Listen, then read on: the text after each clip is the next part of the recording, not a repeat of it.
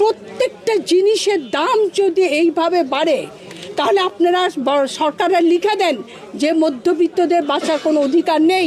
খাতা কলমে বা মোবাইলেই যদি থেকে যায় তাই তো লাভ হলো না। আমি এটাই বলতে যাচ্ছি যে আমাদের মতো যারা একেবারেই মধ্যবিত্ত, তাই না, এদের সংখ্যাই তো দেশে বেশি। দেখেন, মানে অন্যভাবে নেবেন না, যারা একেবারেই লোয়ার ক্লাস বা দোজ হু আর বেগার, তারা কিন্তু 10 দুয়ারে গেলে 4 দুয়ার 5 দুয়ারে পাচ্ছে। বাট আমাদের মতো যারা মিডল ক্লাস, তারা কিন্তু হাত পাততে পারছে না, চুরি করতে পারছে না। প্রত্যেকটা জিনিসের দাম যদি এইভাবে বাড়ে তাহলে আপনারা সরকারের লিখে দেন যে মধ্যবিত্তদের বাঁচার কোনো অধিকার নেই। এই কথাটা রাষ্ট্রীয়ভাবে ঘোষণা আসুক যে মধ্যবিত্তদের এদেশে বেঁচে থাকবার অধিকার নেই। আর যদি অধিকার থেকে থাকে সে অধিকারটাটুকু যাতে নিশ্চিত হয়, কাইন্ডলি আপনাদের মাধ্যমে সেটুকু সরকারের কাছে পৌঁছাবেন।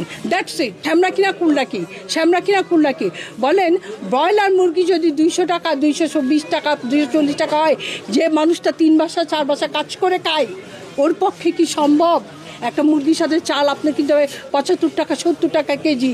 ও মুরগি কিনবে না, চাল কিনবে না, মশলা কিনবে? ও কত ইনকাম করে? আমাদের মতো মানুষদের কত ইনকাম বলেন? সরকার একটাই করতে পারে, বাজার নিয়ন্ত্রণ।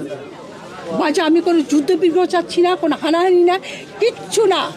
যেভাবে বাজারটা নিয়ন্ত্রণ করা যায়, দরকার হলে সরকারকে অনেক বেশি কঠোর হতে হবে। আমি নতুন সরকারের কাছে, মানে নতুন এই হিসাবে যে মানে পার্টি হিসেবে তো ওনারা অনেক পুরাতন, বাট উনি যেহেতু মানে এইবারই প্রথম, ওনার কাছে আপনাদের মাধ্যমে আমার একটাই দাবি, সবিনয় অনুরোধ যে শুধুমাত্র উচ্চবিত্ত এবং একদম নিম্নবিত্তদের নিয়ে কাজ না করে যারা মধ্যবিত্ত তাদের অ্যাকচুয়াল অবস্থাটাকে একটু জানার চেষ্টা করুন এবং বাজারটাকে একটু নিয়ন্ত্রণ করে তাদের পাশে একটু দাঁড়ান।